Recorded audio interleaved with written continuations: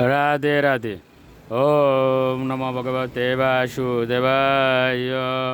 ওম নমো ভগবতে বাসুদেবায়। ওম নমো ভগবতে বাসুদেবায়। শ্রীমদ্ ভাগবত চতুর্থ স্কন্দ পোষণম, দশম অধ্যায়, যক্ষদের সঙ্গে ধ্রুব মহারাজের যুদ্ধ। শ্লোক 11 ও 12।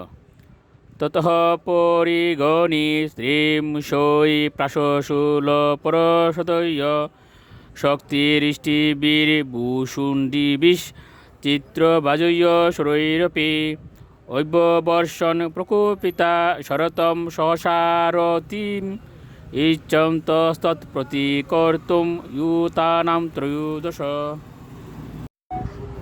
অনুবাদ: যক্ষ সৈন্যের সংখ্যা ছিল 1,30,000 এবং তারা সকলেই অত্যন্ত ক্রুদ্ধ হয়ে অদ্ভুত কর্মা ধ্রুব মহারাজকে পরাস্ত করতে ইচ্ছা করেছিল।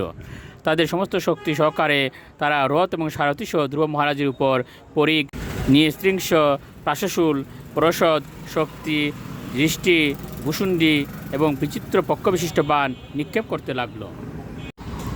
শ্লোক 13। উত্তানপাদীয় শতদা শস্য বর্ষেন ভূরিনা ন এবাদৃশ তাচ্ছন্ন আশারেন যথাগৃহ।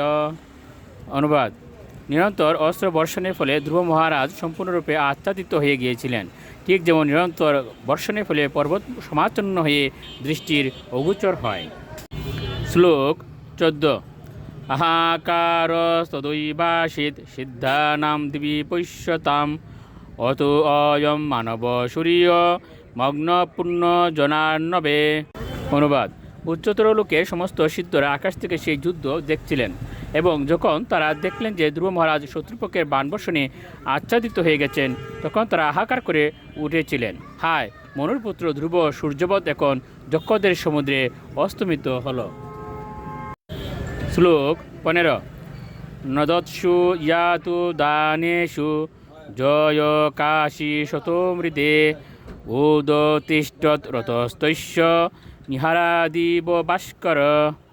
অনুবাদ: যক্ষেরা সাময়িকভাবে জয় লাভ করে উল্লসিত হয়ে চিৎকার করছিল যে তারা ধ্রুব মহারাজকে পরাস্ত করেছে, কিন্তু তখন হঠাৎ ধ্রুব মহারাজের রথ আবির্ভূত হলো, ঠিক যেমন কুজ্জটিকা ভেদ করে সহসা সূর্যের প্রকাশ হয়।